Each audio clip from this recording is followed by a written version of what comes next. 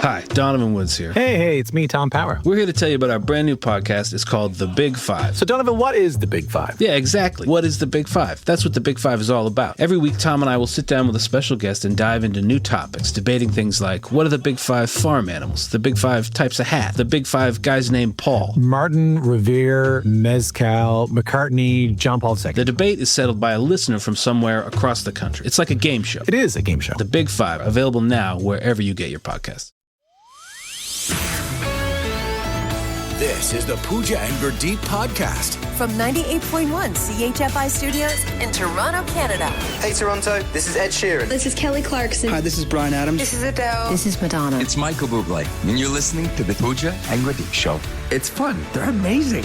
So the division of labor in our household is that my husband does the drop-offs with the kids to school, and I do the pickups. I love your division of labor discussions in your household. It's a wild one. But it's great because I think that, he gets to connect with them as he's dropping them off at school. And they really for some reason in the car, kids talk. They just like talking. Why am I surprised your part isn't just sending Paul a text being like, time to pick them up, time to drop them off? Because your whole division of labor seems to be you texting and Paul doing stuff. We heavily rely on texts. It's a big part of the whole situation. But so he gets to connect with them with the drop-offs, and I get to connect with them with the pickups. And it's great because, I'm how was school? What did you do today? Oh, what did you eat? Or do you have friends? Or what did little Johnny do? The pickup's better than the drop-off, I feel. Because they're excited to go home. You get the whole kiss and tell of what happened. Yeah, for sure. But then it's usually can I have a treat? What can I there's a lot of questions and whatever. Anyway, the point is I really enjoy that time. And so when I went to go pick up my kids yesterday, we do this every day. We're having the conversations. And it's for some reason, very, it's silent. I'm asking questions, but they're not really answering. So I'm like, how was your day at school? And they're like, good. And then it's just quiet. And, asking more questions. I'm like, oh, did you, play with your friends today in the playground? Quiet. Yeah. Oh, were you cold? Down. I'm trying to make conversation, and they were really quiet. And then at one point, Sia goes, Mama, why isn't the radio on? And I was like, you listen to the radio? She's like, I need music. Wow. Why wasn't the radio on? Well, because I was trying to talk to them, so I turned it down. So then I turned it up, and she was like, yeah. And then she just wanted to listen to music, and I was like, I don't know how to feel right now. Is it that she doesn't want to talk to me and connect with me about her day because she's over it and it's been a day and the last thing she wants to do is talk about it? Or is it that I have created someone who is now a radio enthusiast? I think she's literally tuning you out. Yes. And she's like, Mom, you ask me the same questions every day. Come up with some new material, Mom. Yeah. Can't you just be better and more creative than that, Mom? But on the flip side, she's into I didn't even know she thought about the radio. I thought the radio was just background. Meantime, she's like, why is it so silent here? Where's my music? Put the radio on. What station did you have on? CHFI, Good, obviously. That was a test. Yeah. Any other answer? We'd show you the door. So I don't know. I don't know what to make of this. Is it that this is good. It's all positive, you think? Or you think maybe she just doesn't want to talk to me and she wants to just listen to the radio? Is this what happens as they get older? I mean, I'm thinking about it from my perspective in terms of how I feel in the car. There are times where I want to talk in the car, where if I'm with someone, I'll talk, or I'll make a phone call where I'm feeling very conversational. Mm-hmm. And there's times where I just want to listen to music or a podcast and I want to say nothing. Right. So, maybe they're just having a day where they're a little tired. They wanted to feel some energy from some music. It's just maybe today you'll pick them up. Different story. They'll have a million things to tell you. So I shouldn't be offended. Steph, you got older kids. Do they even talk to you at all in the car? Depends on the day. Sometimes they do, sometimes they don't. And then sometimes it's a fight between the radio with me and my daughter, or she wants the Bluetooth on. So it depends. Okay. Depends. Consider this like a good, wholesome time. What time do you pick them up at? 3:30. So it's either they're wanting to listen to Brooksy or Greg Burns. That's what I'm getting. They're choosing Mommy, the radio over you. Yeah. Mommy, we love the British accent. Yeah. She was like, can you put on Sir Gregory Burns? That's exactly what happened to you, Sia? So I'm also creating monsters is what's happening as well. From CHFI Studios, It's the Pooja and Gurdeep podcast. Look, Toronto and the GTA are busy cities. The roads are often crazy. People are late for things. That's fine. I'm guilty of being late to social engagements. That's because you're doing your hair. Yeah, maybe. This pompadour takes time. It doesn't pomp itself. Pooja is typically a little bit late coming in the morning. That's fine. Not late for the show, but late for us. Just getting in and getting settled. Yeah. But and we have a text thread amongst Fish to First F, you and me. And usually it'll be like, oh, catching every red light, or sorry, Sierra Bodie, we're up. That's fine. Those are legitimate excuses. We get it. This morning on our text thread, you sent maybe the most ridiculous excuse I've ever seen for being late. This is what you sent Steph Fisher and I this morning at like 4 whatever. You said, on my way, but running very late. I had to kill an ant before I left. Also, as a side note to this story, as an addendum, you spelled ant A-U-N-T because I'm guessing you voice texted. I voice texted. So then Steph texted, read that again. And I go, which side of the family? What'd she do? Steph said, calling 911. And then I said, is it because they came over and asked to use your oven? Oh my gosh. Which is something you hate. So why did you kill an ant? And I saw all the response. I'm like, what's wrong with them? Like, why are you responding? I didn't realize that the way it spelled it was A-U-N-T. So to be clear, you didn't kill a family member. You killed an ant, A-N-T. But how on earth could killing an ant make you very late? Because then Steph and I were talking about it. Isn't it just like stomp on it and then move on? No. And plus, like, then I had to also contemplate. So I saw the ant and I'm like, oh, ant? How do I have an ant in here? And I'm like, do we have ants? And then I'm immediately looking around for more ants. And then I was like, what do I do? And if you've ever had ants before, you know, like they're pests, right? This is a problem. You do not want ants. You don't want that to happen. This is the season for it. So I was like, okay, maybe I'll like let it out. So maybe I have to go get a paper towel and let it out. But then I was also in my socks, so I wasn't going to stomp on it. So then I was like, maybe I should get a shoe. And then I was like, what do I do? So this took time. Were you spinning? No. We're picturing you spinning I as you was were just contemplating what to do. And then by the time I decided and I came back, the ant was gone. So then I had to go look for the ant to like, It saw you scheming and it booked it. Yeah, I was like, I'm already sick of her. I'm out. Yeah. Like, make up your mind and kill me already. So anyway, that's what took long. And then by the time I got in the car and then I, voice texted you guys, that's what ended up happening. Look, it's all fun and games until an ant derails your morning. Just me? I just can't. I've never been able to fathom an ant making anyone late for anything. It could happen. And I feel like, I probably have come up with worse. But if you think this is the worst one, that's fine. It was the truth. How about that? I don't even know. I could have made something up. I could have said my I don't dog know if ate I my want to homework. defend you or just keep laughing at you. I don't know which one because I've had ants, but also very weak excuse. I feel like the default is to laugh at me because that's what we do here on the show. Okay, how about this? Why don't we ask this? Because I think I've known you for more than 15 years, and this is the weakest excuse I've ever heard from you for anything. How about this? What's the weakest excuse for being late you've ever heard or used? Oh, dear. Pooja's had to kill an ant. Going to be very late. Not just late. You said very late.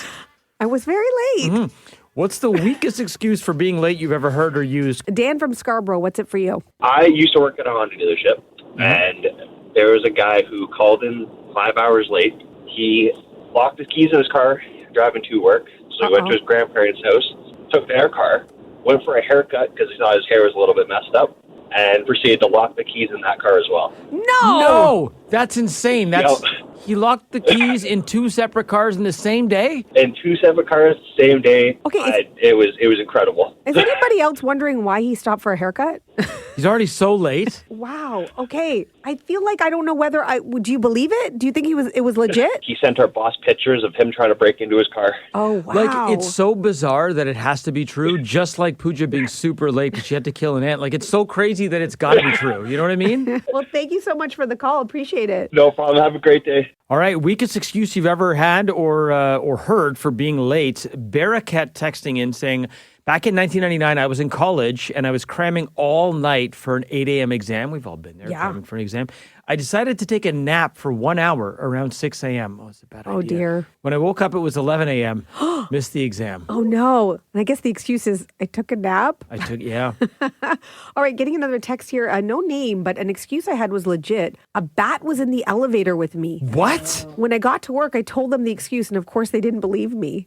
You take a picture at least of the bat? Matt, that'd be terrifying. You're stuck in a cramped space with a bat? Yeah, but then how late? Wouldn't you just want to run out of the elevator? So I guess you'd take the stairs, and that's why you were late? But was it like the elevator was stuck? Like you were stuck in there with the bat? Wow. I don't know. There's a lot happening. Lots of follow-up questions. Mm-hmm. Let's finish up with this one here. Senping texting in saying, the weakest excuse I used for being late at work was telling my boss I have to wake my mom up and ask her to water the flowers?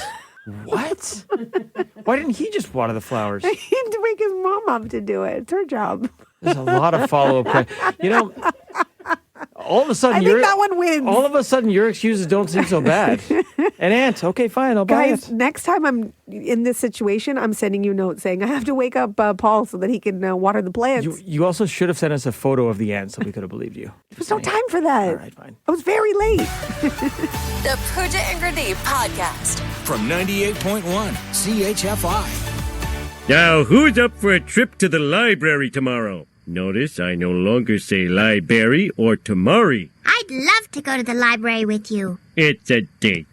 Library. Well, it's Librarian Day, so we thought we would celebrate. Is that where you got tamari from, by the way, from The Simpsons? Or is that funny, just a coincidence? I didn't know where I got it from, but that must be it. There's so much Simpsons embedded in my brain that it's even in my subconscious. I must have heard that whenever that episode came out, and sure. But you don't say library. I don't say library, but we all know people who do. It's so cute when they do, though. There was a time that it's Librarian Day. I discovered a book that I had for probably about 6 years. What? And I didn't know. I wasn't consciously keeping it. I just was doing like a clean out of my room. And I think this was like in high school, I discovered this book and I went, oh man, can't believe I've had this book since like elementary school. What was the book? Oh, I forget. Obviously, it meant a lot to you. Probably for some book report. No, it was just sitting at the back of the bookshelf. And I went to Richview Library to go return it, my tail between my legs, going, and I was like, hey, I'm so sorry. I didn't realize I had this. Took out this book like ages ago. Was it the one with like at the back, there's like the card? Yeah, the card in the back. Yeah, totally. And she's like, oh dear, classic librarian, glasses on her nose and whatever. She's like, oh dear. And she starts scanning it and she goes, oh boy. Uh-oh. She goes, yeah, this is going to be a pretty hefty fine. And I'm in high school, so I don't have money. I'm like, oh man. I'm like, this is like going to be a few weeks of allowance. And she's like, this is going to be, she punches in a few buttons. She's like, this is going to be $684. I was like, $684? And she's like, no, $6.84. I was like, here you go. Here's a 5 and a 2 and you keep the change. I thought it was going to be so bad, and it was like nothing. The fines on books, it's probably a lot more now, but when we were kids, it was ridiculous because you could really get away with keeping a book longer than you should. I was so worried, man. I should. Yeah. You know me, I'm a rule follower. Like, I always return my books on time. I try to at least. So, like, keeping a book, I don't think I would even be able to do it. I think I mean, it wasn't feel intentional. So guilty. Yeah. Steph, on the other hand, I took a book. It was like in grade 2 or something. When you say you took it, you meant to return it, like and then you signed forgot? You signed it out, but then you just didn't sign it back in? That's right. You seem a little proud of it. I'm like, whatever. Nobody else took that book out. It was so cute. What book was it? It was called It's Mine. So fitting. clearly, it's mine. Right. It was this little orange book. And It wasn't an instructional manual. Steph. It was a book about these two little kids and they were fighting over toys. And I used to get it all the time in like kindergarten, grade 1. I'm like, this book was so cute. And then it was like a lesson on like how to share. Which I ironic. Yeah. And I never returned it. Like share with the other kids who rely on the library for books. Message not received. It's fine. Listen, you can't even get this book anymore, anyways. It's not Yeah, like it's 'cause you in have it. circulation. Yeah, you took the last one. My neither can many elementary kids in school Kamloops. closed. So maybe other libraries had it. So I don't know. But anyways, I still have it. I don't know where it is anymore. Oh, great. But I'm glad sure it meant so much to you. I know I have it somewhere in a box with all my other stuff from when I was a kid. But it was such a cute book, and I'm glad I took it. It's mine, and it's lost. And then it's still mine. From CHFI Studios, It's the Pooja and Grenade Podcast. I don't know. The older I'm getting, the more confused I'm getting to do basic things. Like I went to the pharmacy and got confused when I saw that there was 3 different lines at the pharmacy. So, there's the area for the consultation where you can see a pharmacist. Yes, okay. There's the pickup line. Picking up your prescription. And there's the drop-off line where you drop off your prescription. Right? Yeah, okay. Seems pretty straightforward. Seems pretty straightforward. What I needed to get from the pharmacy was available over the counter, but it's behind the counter.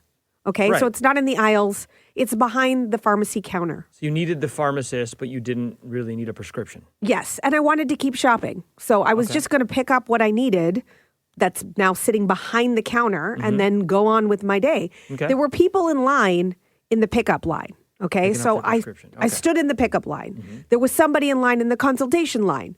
So I didn't go there because they have, they have questions, right? They want to know about certain and medications. Also, consultation line is generally the longest line, I think, because they're consulting on something. Yes. So I probably wouldn't get in that line. Yeah. And then the drop-off line was completely empty, right? So I'm waiting in the pickup line and it's taking forever, like so long. And somebody can't find their prescription. And then it's all taking so long. And really, I just want to be like, excuse me, I just need to grab that behind you. But, I also don't want to cut in front of people. So I went to the drop-off line and I stood there thinking, okay, well, I don't think anybody's going to fault me when they see all I'm doing is getting the thing behind the pharmacist. I'm not, I don't need you to punch anything in. You don't have to put in my information. Nothing's happened. This is a quick hand it over to me. So I went to the drop-off line. The looks I got from the pickup line, people were staring me down, and I was like, and I realized right away that I should have just stayed in the pickup line. But how did they know you weren't dropping something off? Were they eavesdropping on your... They didn't even wait to find out. I got the looks, and then I was like, do I explain to them? Do I wait? And so then, sure enough, a pharmacist came up. I said, hi, I just need this behind you. And then I think when I did that, I still didn't get like the look like, oh... She's just doing a grab and go. Yeah, they were still like, you should have stood in line behind me. Did I go to the wrong line? Look, what do you do when you're in that scenario? By the letter of the pharmacy law, I suppose you went to the wrong line, but I'll tell you, I've done what you've done. You have? Absolutely. Like, look, sometimes it takes forever and you're waiting in line. And if you're just doing a quick grab and go, I've hopped into I think it was the consult line, because it was the one that had no one in there.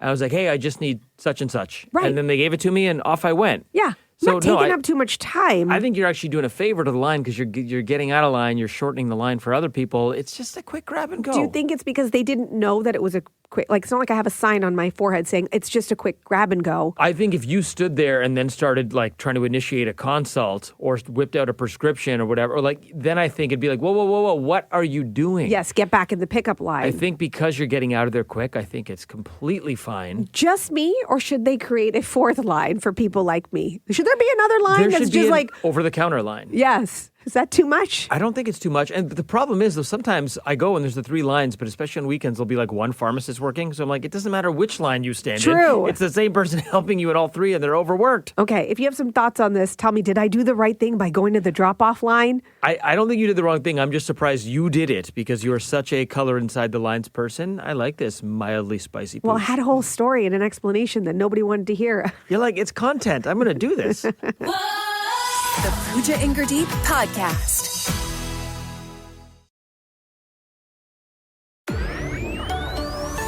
This is the Pooja and Gurdeep Podcast. Have you ever been in a situation where you just thought to yourself, wow, I feel old?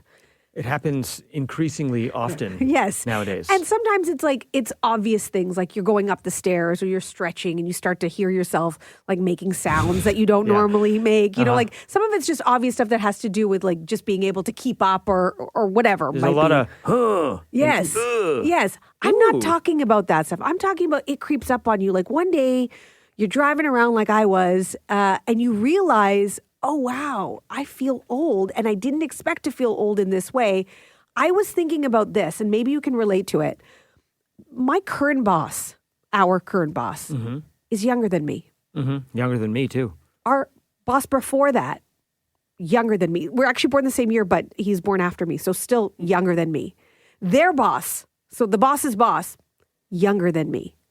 I think our current boss's boss, younger than me. I'm pretty certain I am You're like, surrounded. I'm the oldest person at Rogers. Yes. I don't think I ever really thought about it, but I was like, it's a weird thing to wrap my head around that my superiors, the people that I report to, are younger than me. And I don't know why that made me feel so old.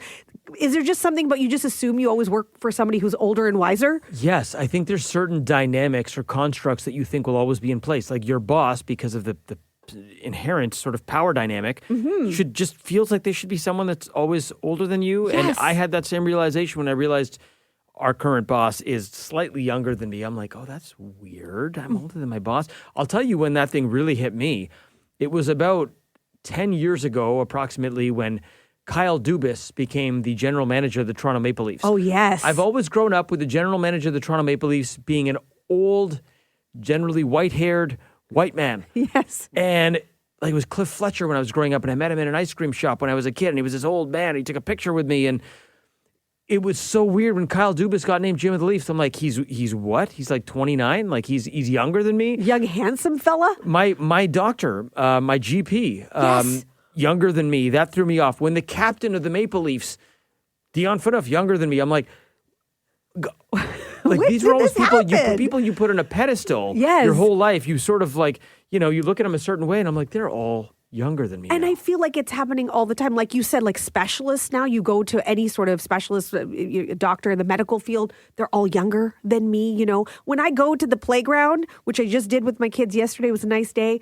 All the moms, they're all younger than me. It's just this feeling of, and I know age is just a number. I don't feel my age, so that's not it. It's just this realization that the people that you expect to be older than you aren't. Yeah. Yeah. It's a very humbling feeling. The girls I'm dating, younger than me. Oh, wait, I like that part. Go figure. From CHFI Studios, It's the Pooja and Gurdeep podcast. So which one are you when it comes to your work vacation days? Are you the person who, you use up every single one? You have a whole spreadsheet, you know exactly when you use them, and you make plans to make sure that you use them all up before the end of the year so that they, some people, if you don't use them, you lose them. That you don't want them carried over. You use all your vacation. Or are you that person who, for whatever reason, works so much and you have all these vacation days piled up and they've got to force you to go on vacation because you just got to start using some of those days up? Which one are you? I am 1,000% the former. Yeah. Because, okay, look, we don't get enough vacation time as a culture in North America. You look at Europe, they do it much better. They generally start with about 6 weeks, which is usually what folks in North America max out at after many years of service. I'm the person I've planned out all my 2026 vacay. I have never not used it and lost it. I know. That's wild to me. But every office, I feel like, has that person. We have several of them here. Yeah. There's one in particular that comes to mind that's like, oh, I haven't used my vacay. Oh, yeah, I've the last 3 years, I haven't used so many days. I'm like, this is currency these days. Mm-hmm. How can you not use them? So there's one CEO who's saying for the people who don't use their vacation days, for all the other people who maybe want extra time off, should you be able to donate your vacation time? To colleagues? Yes. I mean, if there's somebody who's like, hey, I could really use an extra week. I've got this, family reunion or whatever it might be, their reason. They're your colleague, maybe even your friend. Do you then donate your extra time that you're clearly not using? You're entitled to it. And if companies allowed this, would you do it? Is it weird that the free market capitalist in me is like, I don't know about donating my days to a colleague, but I'd sell them. You want a vacation day? Slide me 1,000. Right. I mean, I guess there's a lot of companies that allow you to buy vacation time, so I guess you could do that. Why not then maybe give that money to your colleague? Yeah. At least they'll benefit from it. If it's a colleague I really liked and it was their birthday or something, I'd be like, it's your birthday, and you know what? I'm not using all my vacation time this year. I know you got a big trip coming up. I'm going to give you vacation day. But these are so valuable. The reason why it's controversial is there's a lot of employees saying, why is this now on me? I feel like this is a lot of pressure on me to help my friend when they need the time off. Why didn't this just fall right back on the company and let the CEO come up with giving the extra time or how that's all going to play out next year if somebody wants those days, right? Why is the onus on the colleague to come up with it? Because it can create a bit of a sticky situation. Imagine somebody asks you and you say no. I mean, that's such a big ask. In my opinion, that is a huge ask to donate. If I were to do it, I'd be like, okay, you pay me back with interest. You want my vacation this year?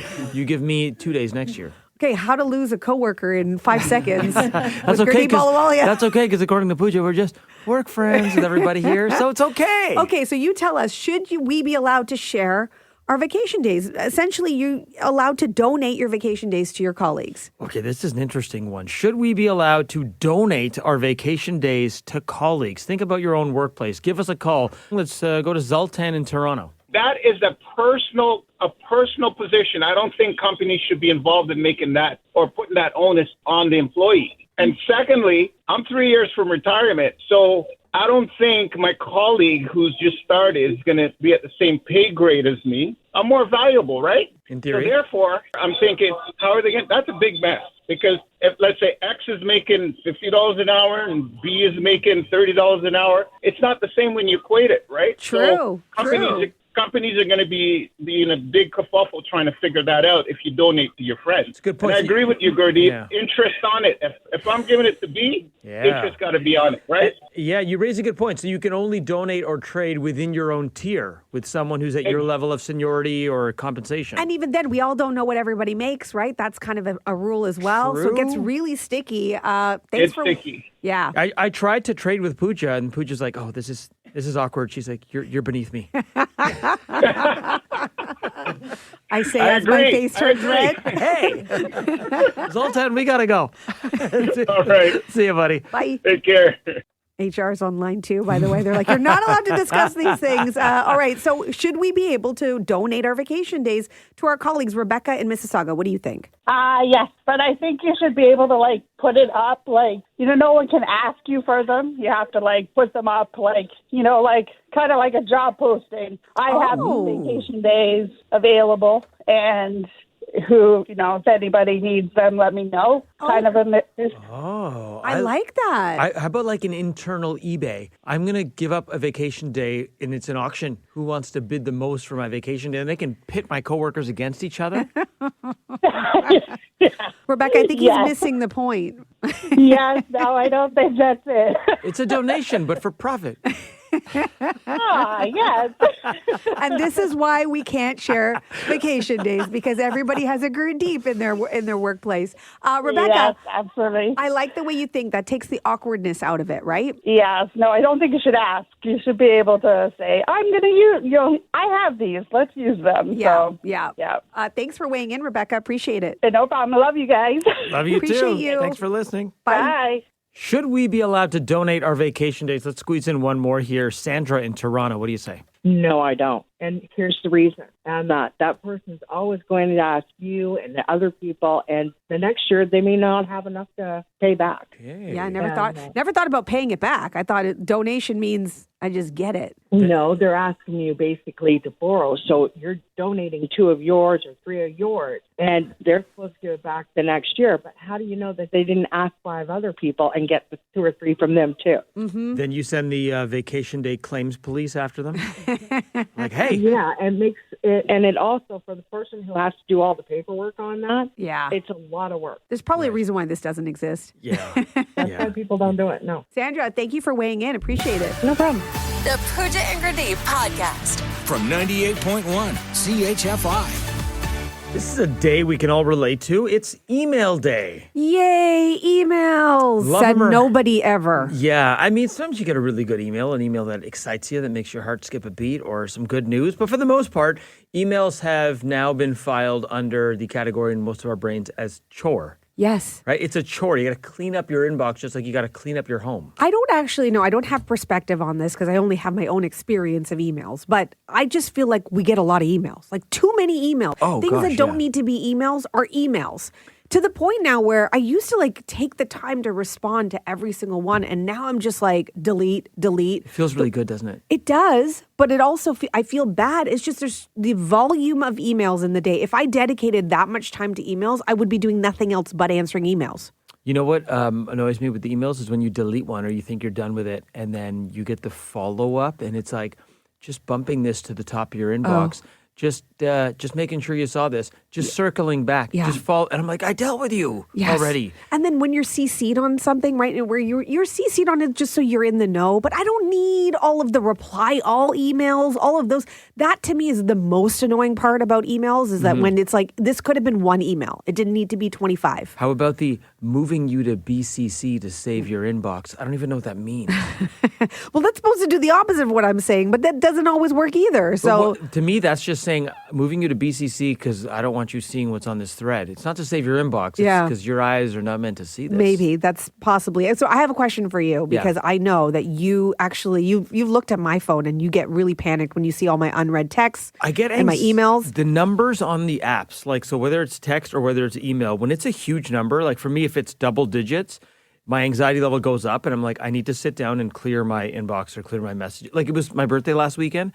And my WhatsApp and text messages the number was like 30, 40. Oh, so popular. Yeah, soups pop. And I'm like, I got to like double tap like these just to get the number down. Yes. Okay, so that stresses you out. It doesn't stress me out as much. And I like to think that the one thing that I am good at is work email. That's the only one I think that I am on top of because it's work. Okay, so open up your inbox right now. Tell me how many messages you have in there and how many are unread. Okay, so I have 3,350. Total emails. How many of those are unread? The key is unread. Oh, dear. 1,179. You have over 1,100 unread emails? Yes. Is that bad? That's insane. How do you know that you haven't missed out on something super important or relevant to your job or the show? Or I thought I was on top of everything. 1,100 unread emails. Why? What's yours? How many? Okay, what's your total? Total 5,607. Why do you have so many more emails than me? Why are more people emailing you than me? Anyway, go on. Very important. Of those 5,607, you know how many are unread? 7. Are you kidding me? I told you when the number gets to double digits, something clicks in my brain and I physically sit down and I'm like, need to clear this. 7? 7 unread. And my personal, like this is my work email. My personal's even, my personal's 9. Okay, yeah, so it's single digits barely. My personal's 18.